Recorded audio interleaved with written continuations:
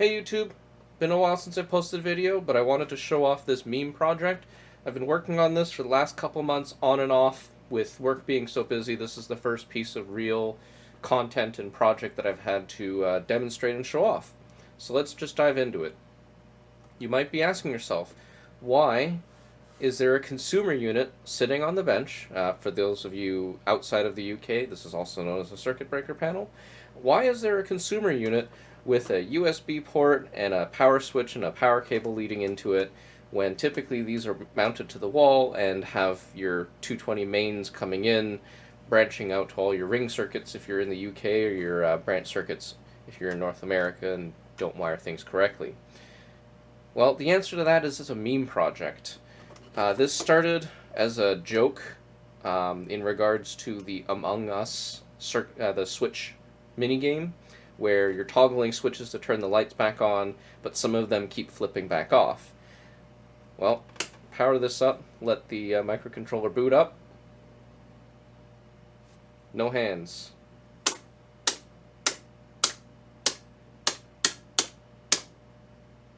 So, effectively, I've hotwired all these circuit breakers to allow me to trip them remotely, also sense when they close, and decide to, flip the circuit breakers back into the off position. So you end up in a circumstance where the person playing with it has to chase the code in the microcontroller, and we'll open this up in a minute, but my apologies for making the table shake.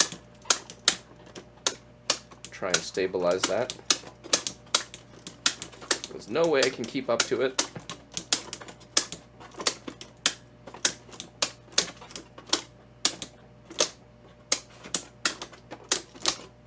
And because these are proper circuit breakers, you can't just hold them on.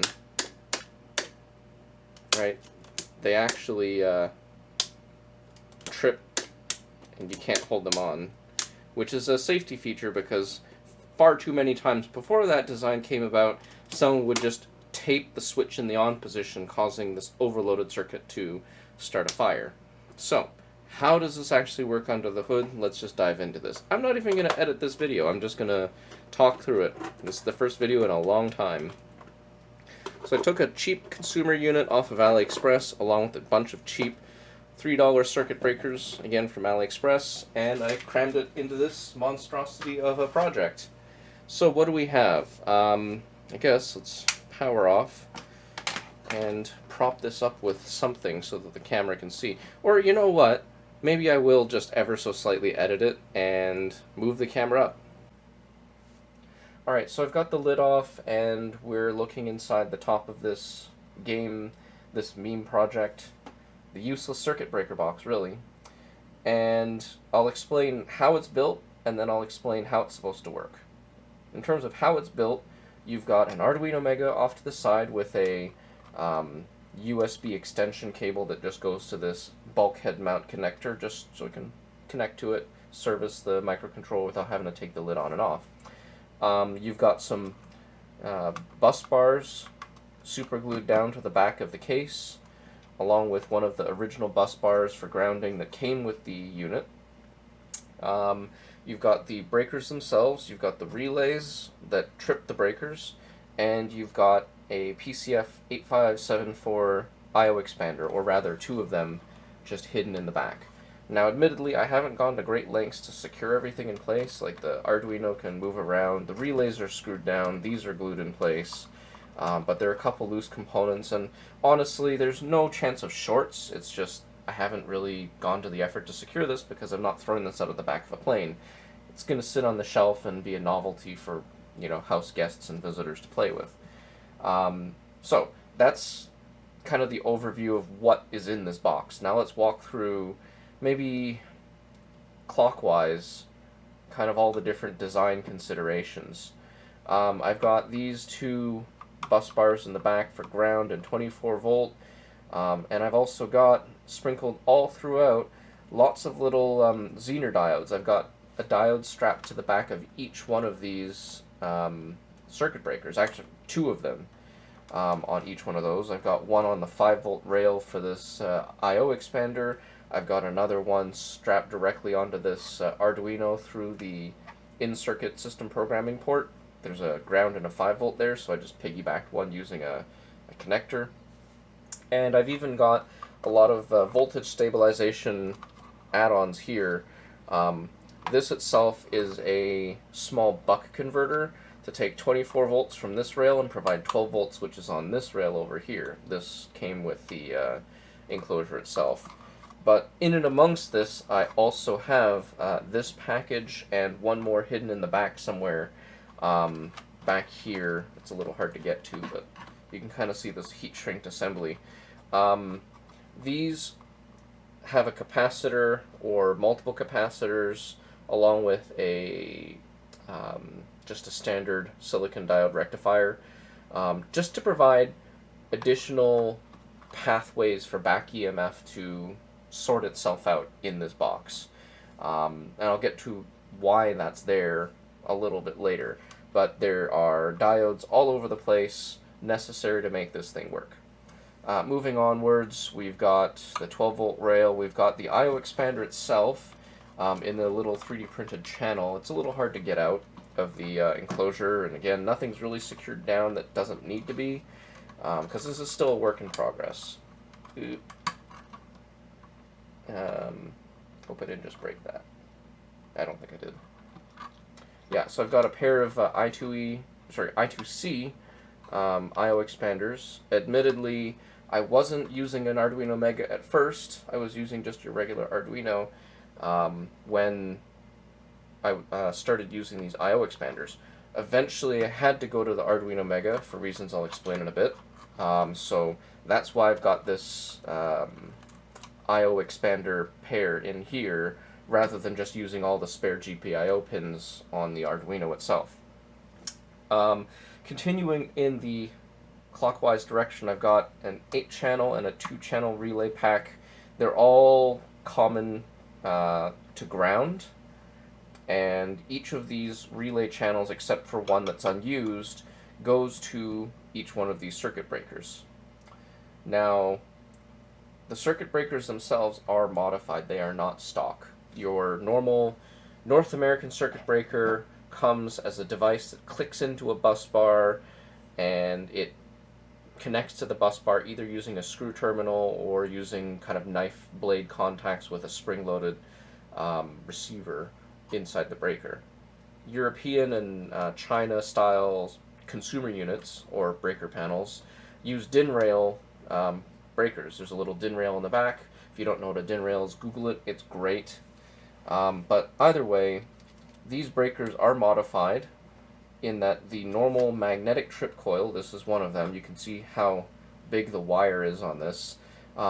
This is designed to pass whatever these are rated for, I think 32 amps under normal conditions without overheating. Or maybe not. I can't remember how many amps these are normally rated to. Either way,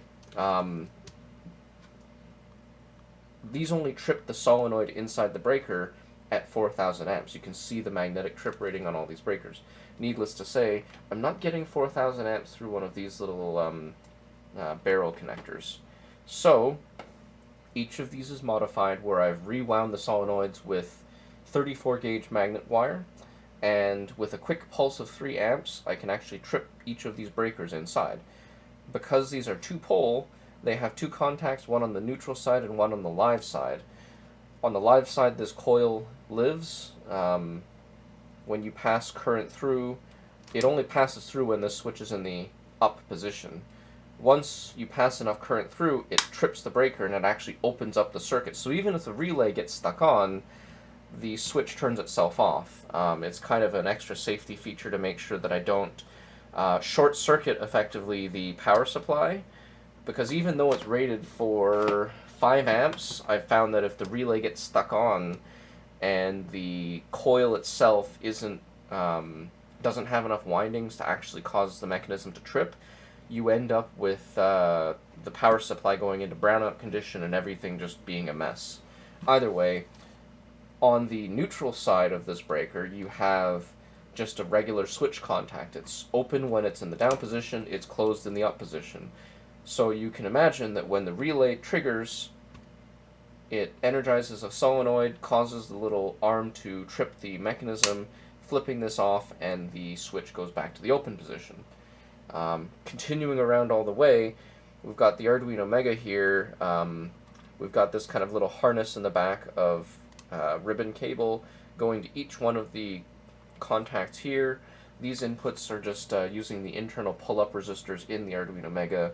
So basically all the neutral connections at the bottom are common to ground, and all the relay connections are common to ground as well. All of the inputs for the solenoids are common to 24 volt, so as soon as you trip one of these relays, it connects 24 volt through that particular solenoid, through the relay to ground. As you can imagine, each one of these act as a little boost converter, effectively, so you get lots of little voltage spikes. Running the Sims in LT-Spice, I actually found you could actually get like 100, 200 volts spike on the rail. Now, it's a very small spike that doesn't actually do any damage that I could tell, but it would constantly cause this microcontroller to reset. So I needed tons of little diodes on each of these things on a couple voltage rails just to provide lots of extra pathways for current to find its way to ground without going through the microcontroller, causing a reset. Anyways, finally, Arduino in the corner, USB extension cord that just mounts to the bulkhead here. I do this on a lot of my projects that I fully package in a box, just so that I can easily service it through this USB port without having to crack this open, untuck this Arduino, and try and snake a cable in there to service it. This way I can keep the lid closed, once I get my hardware set up, I just close it down and it's good to go from there. Regardless of that, I guess let's talk about how it works. Reason why I needed to go to an Arduino Mega was because this is my first experiment with RTOS. If you're not familiar with RTOS, free RTOS in particular, real-time operating system, means that the microprocessor is actually slicing up by time its ability to execute instructions. So it will run a certain task and then yield back to the microcontroller a certain amount of time so it can decide whether it needs to do a different task or continue with the current task. You can read about Arduino RTOS, and actually Andreas, I can't remember his full name, Marco Reps, along with a couple others on YouTube, have Arduino RTOS tutorials. The reason why I needed to go to the Arduino Mega was specifically because you need more RAM to run RTOS than you can get just on a regular Atmega 328p. A 32U4 might have done it, but those are 3.3 volt, and I wanted something 5 volt to stay with the existing construction. In hindsight, if I had ditched this, I could have just put all the GPIO pins here and done away with even the Mega and just put a 3.3 volt board in here, because these are all pull downs. So you don't have to provide 5 volts to this, you just have to pull them down to ground and it'll trigger each of the coils. So I could have used a 3.3 volt if I had just ditched this I.O. expander. Lessons learned. Either way, how does it actually work? When you flip the switch into the on position, you close one of these contacts, it's pulled up from the Arduino. That then puts it into a queue to trigger the solenoid. It will send out the command to the I2C expander, sorry, which will then go to the relay, triggering the coil, flipping the breaker off. There's still more to go on the software side, but the hardware side is pretty much done and it's packaged up, so I can just work on the software bit and just plug in a USB cable to program it. This is a novelty and a meme project, so that's really all there is to it. You've seen the useless circuit breaker boxes where a little arm comes out of the box and flips off all the switches. This is the ultimate conclusion. The switch flips itself. But I think that's about all I have for today, so if you like this video, please like, subscribe, and comment. I'm trying to get back into videos. It's been a pretty busy year, and admittedly, with things starting to open back up with COVID, I kind of want to get out there and do things too, like everyone else, but only when it's safe. So until then, stay safe, get your vaccinations, and peace out. bit of bonus content for the folks that stuck around to the very end.